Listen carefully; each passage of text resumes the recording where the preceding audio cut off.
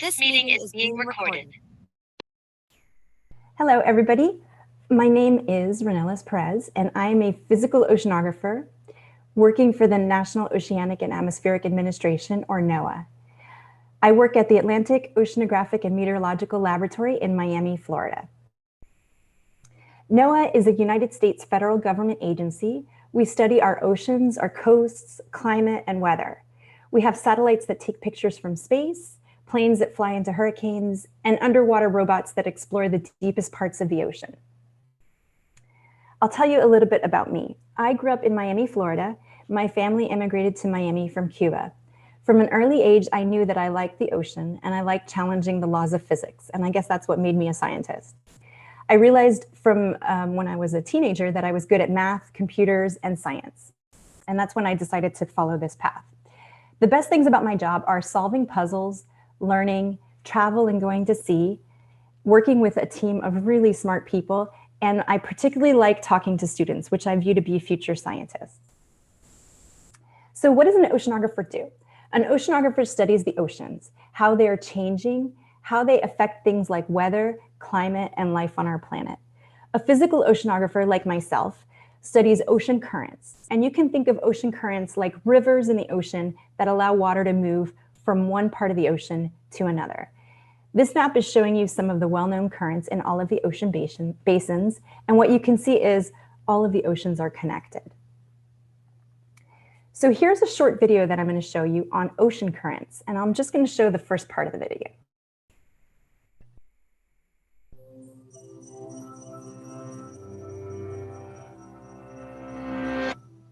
In 1992, a cargo ship carrying bath toys got caught in a storm. Shipping containers washed overboard, and the waves swept 28,000 rubber ducks and other toys into the North Pacific. But they didn't stick together. Quite the opposite. The ducks have since washed up all over the world, and researchers have used their paths to chart a better understanding of ocean currents. Ocean currents are driven by a range of sources: the wind, tides, changes in water density, and the rotation of the Earth. Okay, great. So what that TED Ed talk showed us is that whether there are plastic ducks in the ocean or not, currents are moving, and that would move anything that was in the ocean along with the currents. Currents can be due to things like winds and tides, the Earth's rotation, and density differences. And it turns out that seawater in the ocean is not the same everywhere, and it can have different temperature, different salinity, and salinity you can think of it as how salty the water is, and different density. And the density layers sort themselves from the lightest at the surface to the heaviest at the seafloor. It turns out that these layers are not flat, they're tilted, and that drives ocean currents. You can think of this like if you have a hill and you put a marble on the top of the hill, the marble will start rolling down the hill. The same thing, the layers are not flat and the water flows down the layers. Okay, so what do we do? Well, why do we measure things like seawater temperature, seawater salinity, seawater density?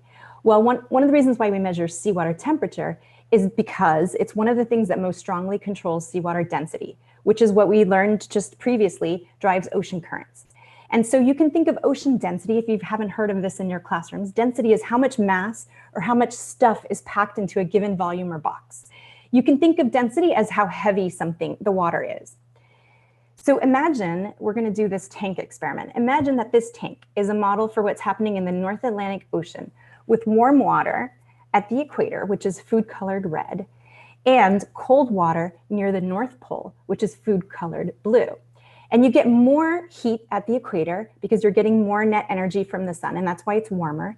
And you get cooler water near the North Pole because you're getting less net energy from the sun near the poles. So we're going to see what's going to happen when we're going to remove the partition.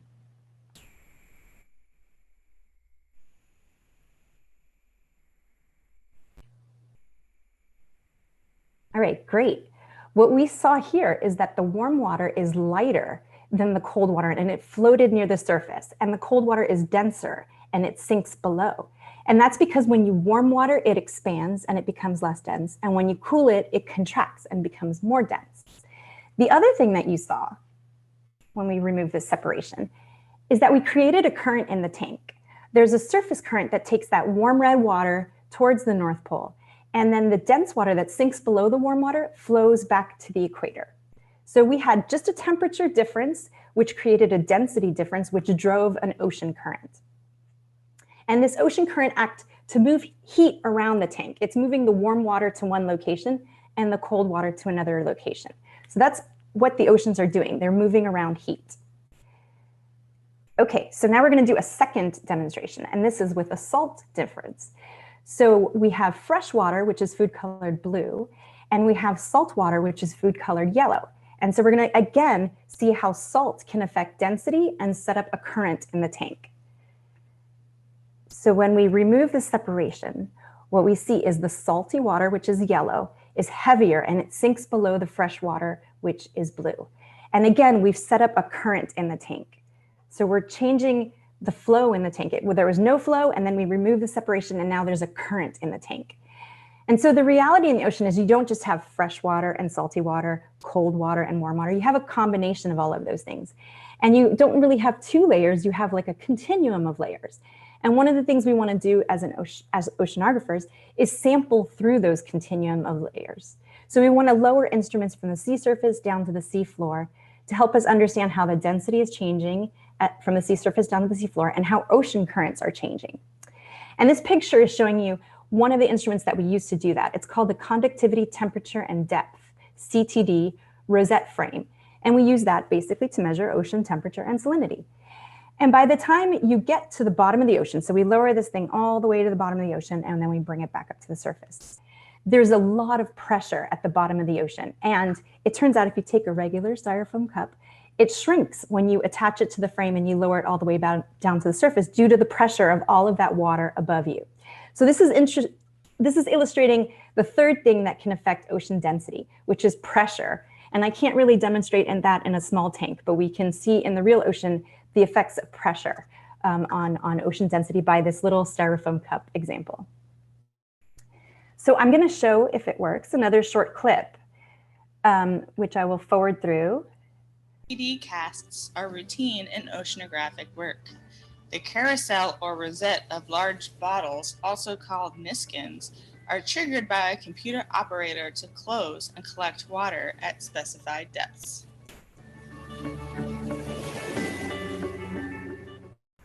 On Clybar cruises such as this one, CTDs are lowered to depths of 4,000 meters, which is equivalent to approximately 2.5 miles. The CTD cast can take 3 to 4 hours for the CTD to return to the surface. Okay, great. So from that NASA YouTube video, what we learned is that there's cylinders on the outside of the CTD frame, and those are collecting water samples. We bring it to the surface, and then we analyze the water when it's on the deck of the ship. The other thing you got to see was how that CTD frame gets lowered into the water, and it goes all the way down to the bottom of the seafloor, which sometimes can be, as the video mentioned, 3 miles deep. And that can take about 4 hours for it to go all the way to the bottom and come back up to the surface. Okay, so that's the CTD. But we also have a lot of other oceanographic tools that we use to observe the ocean. We have a lot of instruments that are pictured in this slide. We have floats, we have drifters, we have buoys, we use boats, profilers, and gliders. And we have amazing engineers that help us operate all of this equipment. Some of these instruments are just collecting data at the surface of the ocean, and some of them go all the way down to the seafloor and collect data in the deep ocean. But all of them help us to understand something about the ocean. The newest type of platform that we're using is in the bottom of the slide, which is a sail drone. And that can collect ocean and atmospheric measurements in hurricanes and tropical storms. You definitely wouldn't want to be out in the ocean during a storm in these conditions. So we have these uncrewed instruments that can be out there collecting data in conditions where humans would not want to be out in the ocean. We also use a lot of satellite data. And so that picture on the bottom is showing you a satellite, and that's providing a picture from space of how the ocean is changing. So once we get all of that data, what do we do with it? Well, we collect data each day from different places all around the world, and we put them together to construct a time series or a history of how the ocean is changing over time. And then a team of scientists and computer programmers at our lab analyze the time series using computers to try to understand what's changing, document the change, and understand why it's changing. There are many reasons why we are collecting this ocean data. On a short timescale, we want to provide ocean observations for improving marine weather forecasts, including hurricane forecasts. If the data is real time and it's available at a moment's notice, you can use it to improve the accuracy of forecast models. To quote a former NOAA assistant administrator for our line office in NOAA, which is the Oceanic and Atmospheric Research line office, Dr. Craig McLean, if you like your weather forecast, thank an oceanographer. And what that means is part of the reason why your weather forecast is so accurate is because of ocean observations that we're collecting. So another reason why we measure things in the ocean, and specifically measure the strength of ocean currents in the ocean, is that that is what connects all of the oceans together. And we want to put together all of that data to try to understand large circulation patterns that are happening in the ocean. But it's very expensive, it's not easy to do. And what we have to do is work together with other scientists across the United States and in other countries. And we need to share our data and communicate with each other to try to put together the big picture of what the ocean currents are doing. If you think back to the tank experiment that I showed you, this picture of a circulation pattern with red lines, which is the surface flow and it's warm water, and blue lines, which is the deep flow, and that's cold water. That's what we saw in the tank. We see that warm water is going from the equator towards the North Pole, following the red line as it moves past Florida and goes up to the North Pole.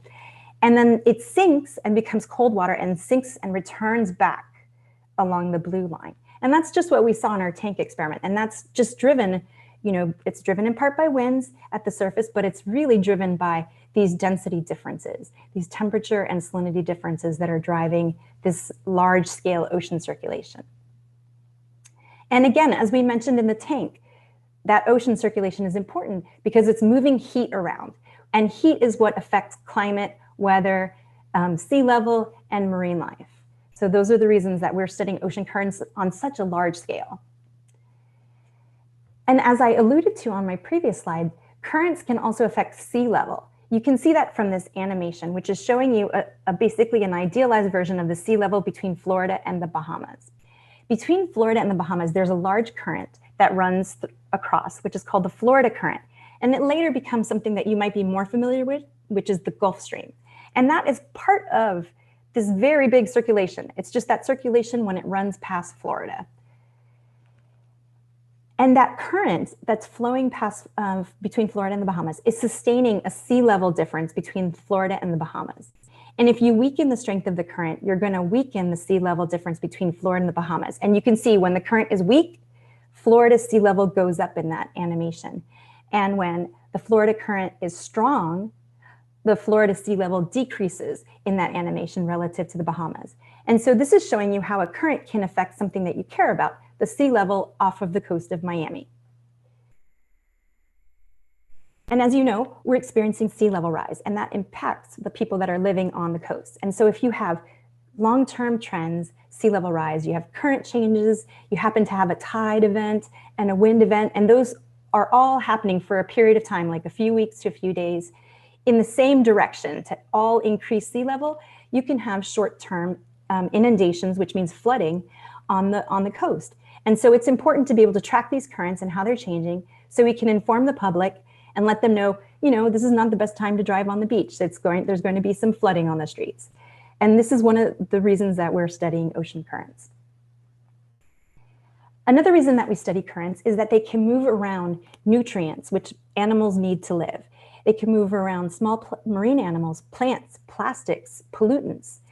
And this is slide showing you here how an anomaly that occurs in the winds and ocean circulation can cause a shift in the ecosystems. For example, there's this sargassum, which is shown in this picture as this brown algae. And normally it's quite happy. It's found in the Sargasso Sea in the North Atlantic. And there was an unusual event that happened about 10 years ago that changed the wind patterns for a short period of time and changed the ocean currents and moved a lot of that sargassum that's happy to be in this region in the North Atlantic down towards the equator. And then once it got there, it's got great conditions. It's got great light, sunshine, and it's thriving. The problem is that every year that sargassum is making its way into the Caribbean islands, which are here shown here in this image. And it's causing extreme coverage and inundations on the coast of the sargassum, which is impacting the fishing and tourism of those beaches. Would you like to go to a beach when it's covered with sargassum? Maybe not. And so it's really important to understand how these currents are changing and track these events so we can understand when they're going to happen and be prepared for them and help protect people's livelihoods, people's business, and protect our coastlines. And I would like to say that one of my most favorite things about science is being able to do density demonstrations and talk to students, AKA future scientists, and tell them about my job and witness the fun that they have when they're learning about things like how temperature and salinity control density, why ocean currents are important to them. So I hope that there'll be a chance to answer questions at the end. Another thing that I really enjoy is going to sea. I get to go on a research cruise every other year to collect ocean and atmosphere observations. The cruises are about a month long, and we typically cross the Atlantic Ocean and work off the coast of Africa. It's really hard work. It's not easy to be away from my family, but I get to spend time with great scientists from all over the country and all over the world. And then that part is really fun. And so I'll just show you some more pictures of some great people that I worked with. On our cruises, we bring engineers, technicians, students, scientists, and the ship has a crew of about 30 people. So going to sea has a lot of interesting jobs and careers involved with it. It's not just the scientists, it's the engineers, the people who steer the ship, the computer scientists, and of course also the scientists. So we do occasionally get to see some wildlife. We are out in the open ocean on these cruises, so we don't get to see very many animals. But I'll show you here a pod of dolphins that we happened to encounter in 2019. And they were just here because the ocean currents created a favorable conditions. There were nutrients, there were fish in the region, and that attracted the dolphins to this region in the middle of the ocean. So I'll show you this quick video.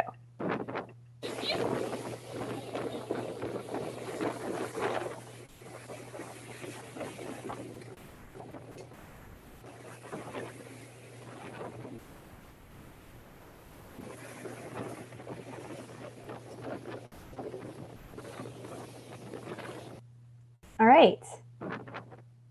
Well, with that, I will say thank you so much for your attention, and it's been a pleasure to be speaking to you. Thank you so much. That was really amazing. I learned so much.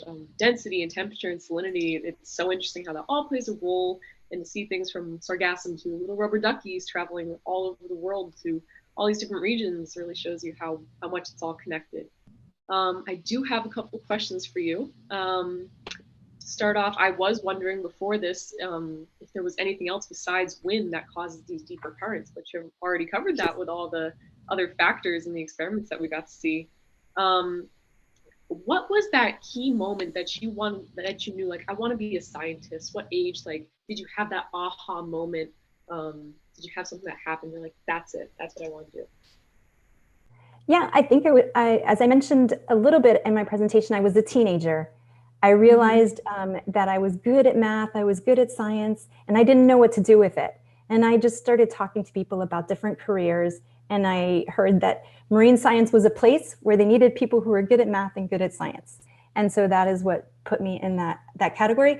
When I was little, I wanted to be an archaeologist. So I guess I had a little bit of an adventurous spirit too. Yeah, that was on my top list too. I was like, marine biologist, archaeologist, primatologist. Awesome.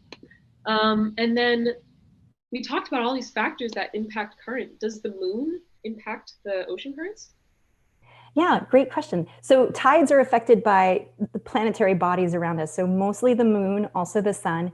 And so we usually think of tides like waves, but tides can also create currents. You know, when you think of the tide, high tide happening, you're driving all of that water towards the shore. And when you think that you're going towards low tide, you're driving all of that water off the shore. And so that creates ocean currents. But surprisingly, you can also have deep ocean currents. So, you know, the seafloor is not flat. And you have underwater mountains, underwater hills.